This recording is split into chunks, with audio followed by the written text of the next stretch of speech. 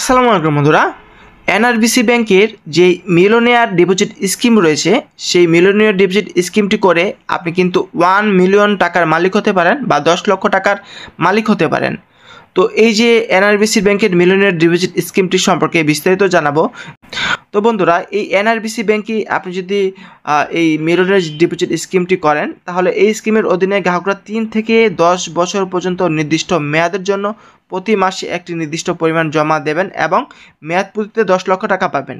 তো এখন আমি আপনাদেরকে জানাচ্ছি কি মেয়াদকাল রয়েছে, সুদের হার কি, বা মান্থলি কত টাকা জমা দিতে হবে, তারপর আপনি কত টাকা ইন্টারেস্ট রেটে এবং কত বছর পর আপনি 1 মিলিয়ন টাকা পাবেন সেটা জানাচ্ছি। 3 বছরের জন্য যদি আপনি এই মিলিয়নিয়ার ডিপোজিট স্কিমটি করেন, তাহলে মাসিক আপনার কিস্তি জমা দিতে হবে 24,460 টাকা এবং ইন্টারেস্ট রেট পাবেন হচ্ছে 8.43%, এবং 3 বছর পর আপনি পাবেন 1 মিলিয়ন টাকা বা 10 লক্ষ টাকা।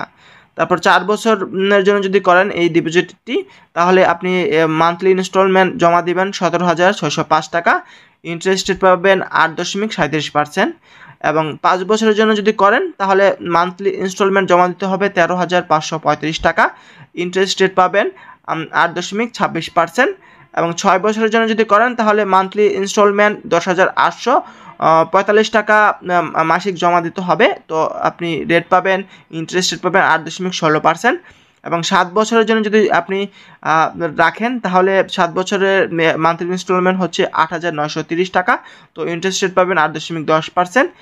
8 বছরের জন্য করলে পাবেন মাসিক ইনস্টলমেন্ট বা মাসিক কিস্তি জমা দিতে হবে 7,500 টাকা, তারপর আপনার ইন্টারেস্ট রেট পাবেন 8.5%।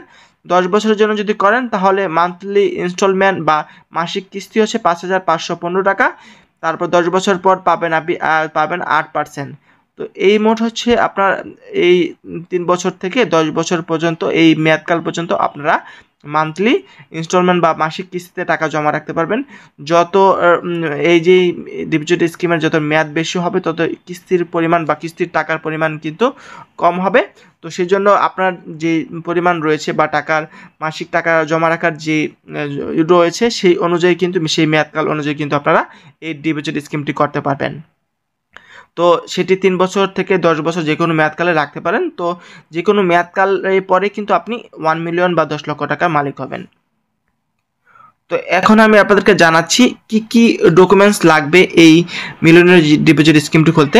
তো অ্যাকাউন্টদারি সাম্প্রতিক তোলা 2 কপি পাসপোর্ট সাইজের ছবি বা পরিচয়দাতা কৃতক যথাযথভাবে সত্যায়িত, অ্যাকাউন্টদারি দ্বারা যথাযথভাবে সত্যায়িত মনোনীত ব্যক্তির পাসপোর্ট সাইজের 1 কপি ছবি, বৈধ পাসপোর্ট, নিয়োগকর্তার সার্টিফিকেট, পরিচয়পত্র, driving licence, voter ID card অথবা জাতীয় পরিচয়পত্র যথাযথ সত্যায়িত ফটোকপি অথবা স্থানীয় ওয়ার্ড কমিশনার, ইউনিয়ন পরিষদের চেয়ারম্যান কৃতক প্রদত্ত পরিচয়পত্র সার্টিফিকেট, আবেদনকারীদের নাম, ঠিকানা, প্রমাণপত্র যেমন বিদ্যুৎ বিল, জমি কি phone bill, cell phone bill, gas bill, ওয়াসা বিল ইত্যাদি, ইউটিলিটি বিলের কপি, কর সার্টিফিকেট যদি থাকে, যদি আপনার রিটার্ন বা কর দিয়ে থাকেন সেই করের সার্টিফিকেট যদি থাকে সেক্ষেত্রে দিতে হবে, আর না দিলেও সমস্যা নেই।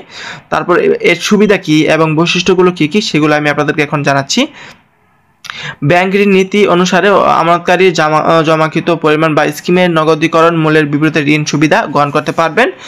ব্যাংকের যে কোনো শাখায় এজেন্ট পয়েন্টে নগদ অর্থ অথবা গ্রাহকের অ্যাকাউন্ট থেকে নির্দেশক্রমে স্থানান্তরের মাধ্যমে কিস্তি জমা করা যেতে পারে। যে কোনো সংখ্যক কিস্তি অগ্রিম জমা করা যেতে পারে। শর্তাবলী: গ্রাহকের এই স্কিমে যে কোনো নম্বর নিজের নামে অথবা যৌথভাবে যে কোনো কর্মদিবস প্রথম কিস্তি জমা দিয়ে খুলতে পারবেন। দ্বিতীয় এবং পরবর্তী কিস্তি প্রতি মাসের 28 তারিখের মধ্যে জমা দিতে হবে। যদি মাসের 28 তারিখে ছুটির দিন থাকে তাহলে পূর্ববর্তী কর্মদিবস কিস্তি জমা দিতে হবে। ব্যাংকের যে কোনো শাখায় নগদ অর্থের মাধ্যমে অথবা গ্রাহকের অ্যাকাউন্ট থেকে নির্দেশক্রমে স্থানান্তরের মাধ্যমে কিস্তি জমা করা যেতে পারে। যে কোনো সংখ্যক কিস্তি অগ্রিম জমা করা যেতে পারে। 10 বছরের স্কিমে গ্রাহকরা 120টি কিস্তি সময় মতো জমা দেওয়ার জন্য 1 মাসের কিস্তি সমপরিমাণ বোনাস পাবেন। নির্ধারিত সময়ের মধ্যে কিস্তি জমা দিতে ব্যর্থ হলে আমানতকারীকে প্রতি মাসের জন্য 5% বিলম্ব ফি এবং অতিরিক্ত কিস্তি প্রদান করতে হবে।